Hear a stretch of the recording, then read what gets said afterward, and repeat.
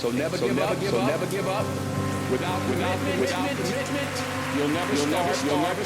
But more importantly, without consistency, you'll never finish. It's not easy. Keep striving, never give up, fall down, get up. Ease is a greater threat to progress than hardship.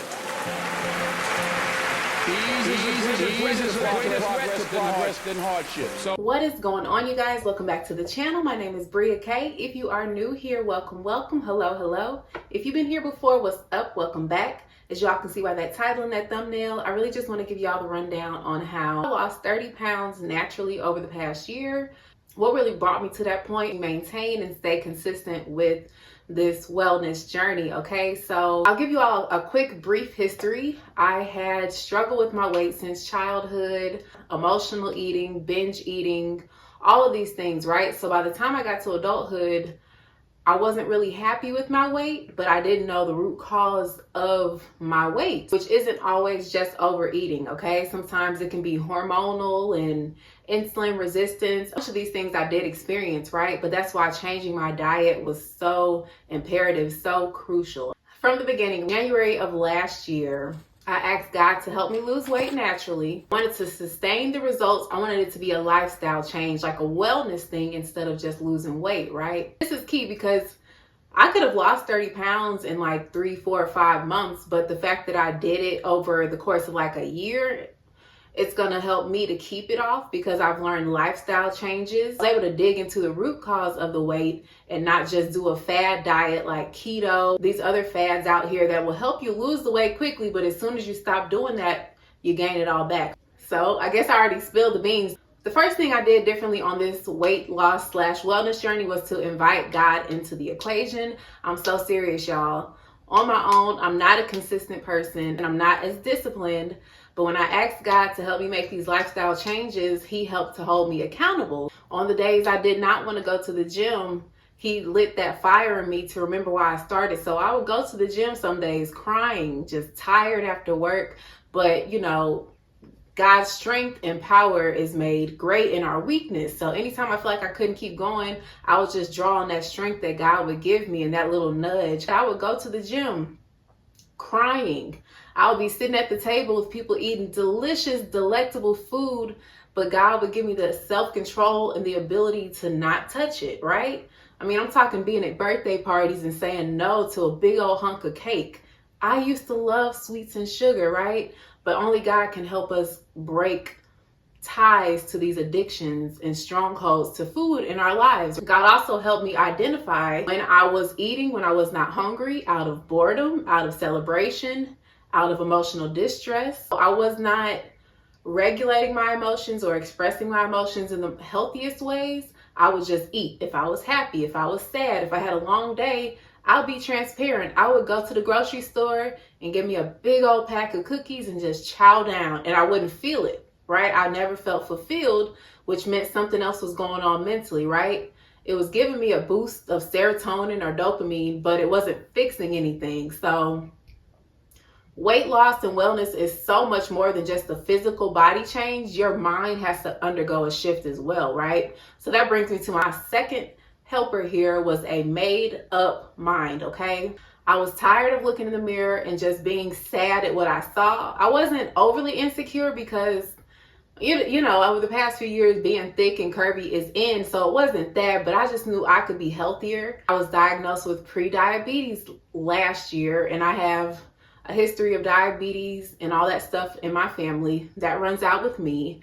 A history of all kind of stuff that runs out with me, right? I'm like, I have to think about my future and my tomorrow today. Furthermore, I started having back pain and knee pain, and I'm like, I can make a decision today that can alleviate all this without any medications. Hello? I had to have a made up mind that I was going to commit to something no matter how hard it got, okay? I had to have a made up mind that every day I was going to choose to try, because every decision that you make is either going to take you away from your goal or bring you towards your goal. Having a made up mind is crucial because you're going to have things that are going to try to throw you off track, not other people, but in your own life. That look like knowing before I got to a vacation or a holiday event or family celebration, I had to have a made up mind that I still have a goal to meet, right? So I'll walk into Christmas and Thanksgiving and New Year's and all these things with the mind that I'm going to enjoy my family. I'm going to enjoy our time. I'm going to enjoy a little bit of food, but I'm not going to overeat. I'm not going to binge. I'm not going to do all the things that got me to this point of unwellness, right?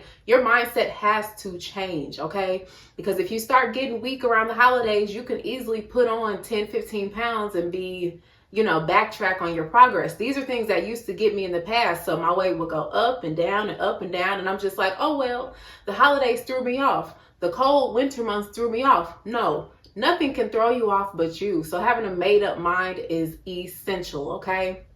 You have to plan ahead. Having a made up mind means I know my goal. So I'm going to walk into work. When they bring donuts, no, I can't have it. They smell good. Thank you. But no, thank you. Having a made up mind looks like I'm so tired. I just want to lay in the bed, but laying up in the bed is what got me here. So I'm going to get up and take my behind to the gym. Having a made up mind just means saying no to the things that got you to where you are in the first place and saying yes to the things that can get you to your goals. The third largest thing that helped me was to substitute and not omit certain foods from my diet. I don't even like to say diet, but what I eat, okay? Because this is a lifestyle change. So for me, I love food. Y'all can check my track record, check my social medias.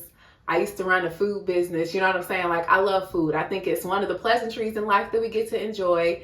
There's so many cultures and cuisines and flavors, and I think it should be enjoyed in moderation. However, especially if you live in America, a lot of our foods are just stuffed with chemicals and additives and preservatives and these things that really wreak havoc not only on our body but on our hormones. So some of the stuff that they put in our food does not allow our body to process it, right?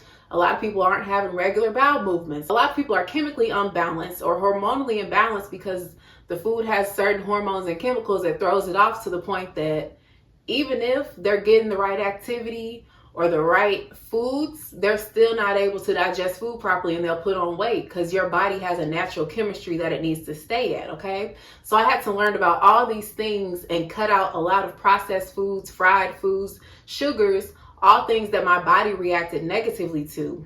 I didn't omit the foods from my diet. Hear me. I just found a substitute, okay? You don't want to take stuff away from your diet because ultimately that's going to make you binge. That's going to make you crave it so much. It's crazy. It's human nature. But when you tell your mind or body you can't do something, it wants to do it more and you're going to do it more. I would say don't look where my hand is and you're going to have a desire to do it even more, right? So if you tell your body you can't have brownies, you can't have cake, you can't have pasta, it's going to want those things all the more. Trust me, it's tried and true. So what I did instead is I found healthier ways to cook these things and keep them in my diet, which I will share some of the recipes that I utilized over the past year to keep good tasting food in my diet without the preservatives, the additives, the extra sugar, which is in almost everything, and just everything else that was throwing my body off balance and out of whack, okay? And I really have fun with it, y'all. Like, just getting in the kitchen and exploring different recipes is fun. It keeps you motivated. It keeps you excited about what's to come, you know. I meal prep every week. And again, I'll be sharing this on my other platforms. So make sure y'all follow me on my Instagram, Snapchat, TikTok, all that good stuff. Yeah, but substituting food and not omitting it. If I have a sweet tooth, I'm not going to say, no, Bria, you can't have sweets. My number one go-to is fruit, but sometimes I crave something a little bit more, so I'll bake it with, almond flour, gluten-free flour, honey instead of sugar cane, or date paste, made out of dates and figs and all these things. Tastes better, you feel better afterwards, and you can keep it in your diet guilt-free. Like, I did not give up my foodie lifestyle on this journey. I just made it look different. Just a few quick tips to walk away with. Take your time. Be patient and give yourself grace. I know I have a very busy schedule. And so for me being in the gym, especially when I started this journey, 5, 6, 7 days a week was not ideal for me. I know I have a full-time job. I have a nonprofit. I have a YouTube, which is like another full-time job. I have family, friends, like just everything going on. So 5, 6, 7 days a week what's not going to work for me? So God gave me the strategy of committing 3 days of exercise a week is what I started with, and I was able to commit to, and I stayed consistent with until this day. If I didn't have 3 days a week to commit to my physical health, something was wrong. That's how I kind of measured it. So since last year till present day, I have kept at least 3 days of activity. I have since added a 4th day because I'm really into it now. Start slow. Don't try to overdo it, because when you do, you're going to burn yourself out. If you fail to plan, you plan to fail. I used to despise that saying, but it's so true. You have to anticipate your body's needs, your hunger. So before you go out with your friends, look up at the menu and see what you can eat. Before you go to holiday or a vacation, pre-plan, hey, I might fit dessert into this day, but I'm not about to binge every day. You have to plan to keep yourself on track. Meal planning, meal prepping, all these things are things that I've implemented. Shut down Instagram during your weight loss journey. Shut down social media, okay? It's not real.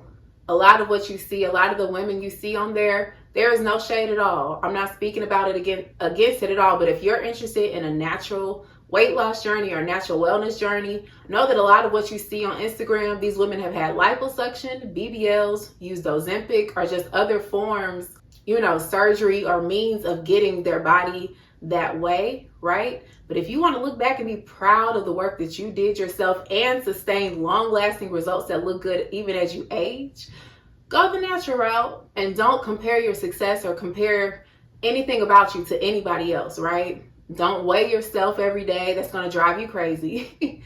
There have been some days I ate a lot and I weighed less, and then I didn't eat as much the next day and I weighed more. So just have patience and grace with yourself, and don't compare your journey to anybody else. But when I say I did this completely natural, I mean it, y'all. Like, there was a point where I told God that I wanted to have surgery. He's like, Bria, you don't need it. You've lost weight before. And I even tried to use like pre-workout. Like, when I tell y'all God did not let me use any substances, nothing artificial, I mean it. And I'm thankful, because these are lifestyle changes that I'm now able to carry through, hopefully for the rest of my life, right? Without a substance or anything like that. I'm not even talking like steroids or protein powders. I'm talking like when I first started this journey, I brought like a bunch of stuff to get me hype, like workout clothes and stuff. That was fine. But I also brought pre-workout. And I was a little iffy, because I'm like, I really don't know what this substance is. I just know it makes people jittery and itchy, but it makes them work out, right? So I started using it, y'all. God was like, I was using it, and then I went to the gym one day. And y'all know, if you're in a relationship with God, you're going to know what I'm talking about. So I get to the gym after taking my pre-workout, or maybe I didn't take it one day, and I saw everybody shaking up their drinks, like just some little gym, I don't know what to call them. But like, I just saw everybody walking around the gym just jittery and shaking their cups. And God was like, you see, they need those things. They're relying on those things to get their results. He was like, I want you to rely on me.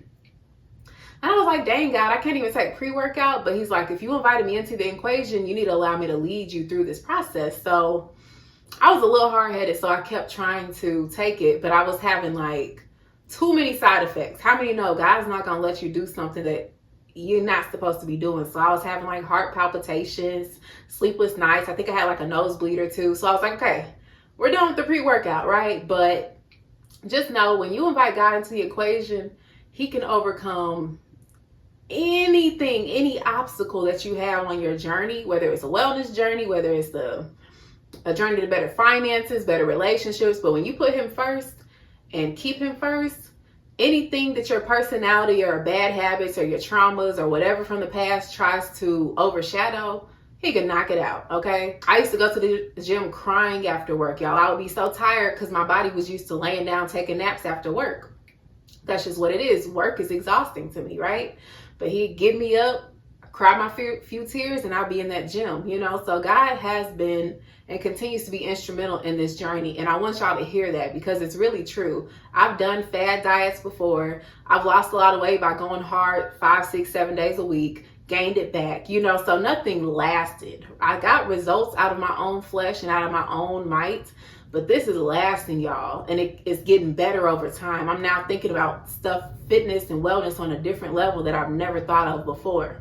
only God. So we'll start there, but if y'all have any questions about this journey at all, please leave them down below. I'm so excited to begin to share this journey with y'all, and I'll continue to do so as the days come, the weeks come, the years come. Again, make sure you all follow me on all my social media platforms. I'll be sure to link them down below. I will see you all back here really, really soon. Thanks for tuning in. Bye.